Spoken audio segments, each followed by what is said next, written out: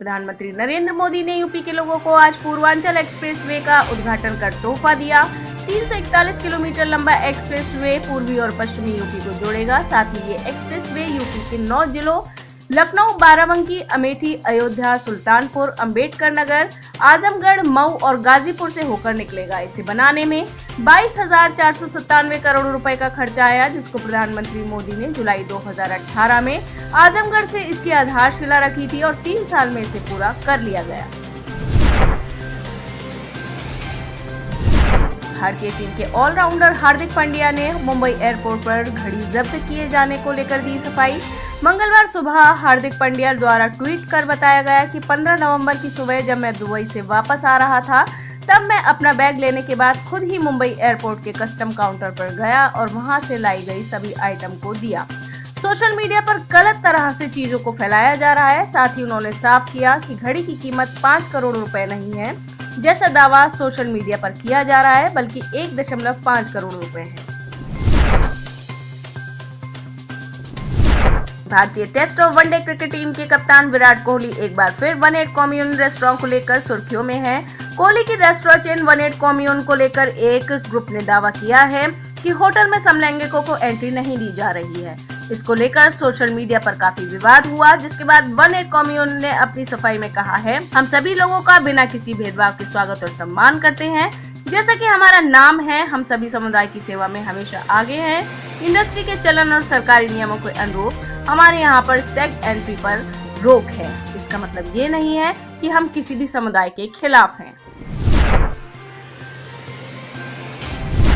Corona की दूसरी लहर को झेल चुके एमपी के रतलाम में वैक्सीनेशन को लेकर नए तरीके अपनाए जा रहे हैं। दरअसल कोरोना की दूसरी डोज के प्रति लोगों की उदासीनता के चलते अब नमकीन बेचने वाले संगठन और प्रशासन सख्ती दिखा रहे हैं, जिसको लेकर नो वैक्सीन नो नमकीन मुहिम चलाई जा रही है। यदि आपने कोरोना से बचाव की वैक्सीन नहीं लगाई है तो आपको अब किसी भी दुकान से नमकीन नहीं मिलेगी। साथ ही शादी समारोह स्थल पर वैक्सीनेशन करने के लिए अलग से एक स्टॉल लगाया जा रहा है, जहां बिना वैक्सीन वाले लोगों को पहले वैक्सीन लगाई जा रही है, फिर शादी समारोह में शामिल होने दिया जा रहा है।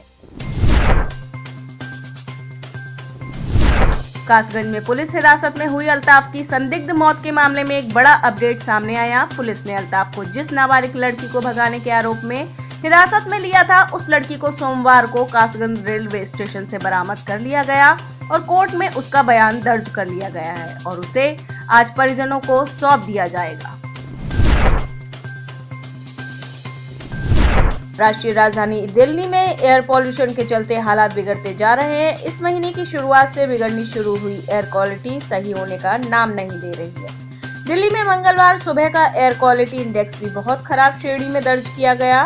केंद्रीय प्रदूषण नियंत्रण बोर्ड द्वारा 24 घंटे के औसत आंकड़ों के अनुसार दिल्ली में सुबह 7 बजे PM 2.5 220 माइक्रोग्राम प्रति क्यूबिक मीटर था, जबकि PM 10 365 माइक्रोग्राम प्रति क्यूबिक मीटर था।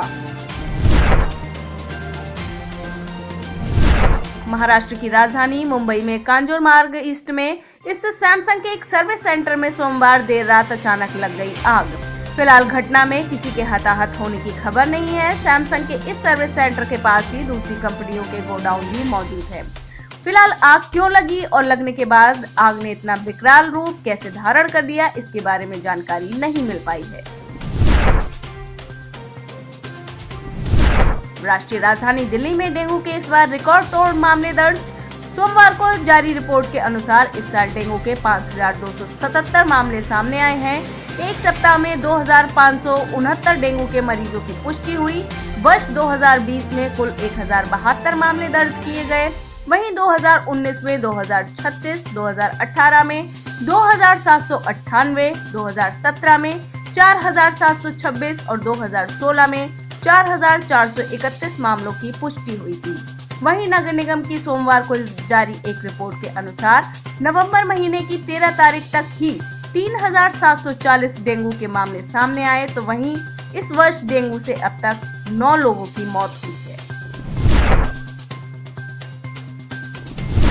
ब्रिटेन में हुए ग्लासगो जलवायु सम्मेलन में कई देशों के प्रतिनिधिमंडलों ने शिरकत कर क्लाइमेट चेंज जैसी गंभीर चुनौती से निपटने के लिए अपनी मौजूदगी दर्ज कराई। हालांकि इस सम्मेलन को लेकर तुर्की ब्रिटेन से खफा है। इस सम्मेलन में शामिल होने वाले देशों के प्रतिनिधिमंडलों से यूके ने होटल शेयर करने का आग्रह किया था। इसके अलावा कई देशों के प्रमुखों को सम्मेलन स्थल तक ले जाने के लिए बसों की व्यवस्था की गई थी।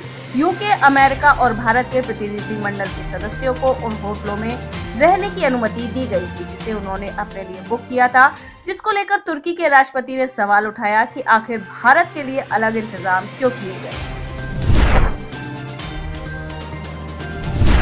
चीन की एक यूनिवर्सिटी में कोरोना का संक्रमण बढ़ने के बाद वहां के करीब 1500 से ज्यादा छात्रों को होटल्स में आइसोलेट कर दिया गया है। न्यूज एजेंसी के मुताबिक चीन के दालियान प्रांत के नॉर्थ वेस्टर्न सिटी में स्थित झुंगाजे यूनिवर्सिटी में रविवार को कोरोना के दर्जनों मामले सामने आए थे। इसके बाद यूनिवर्सिटी कैंपस को सील कर दिया गया है।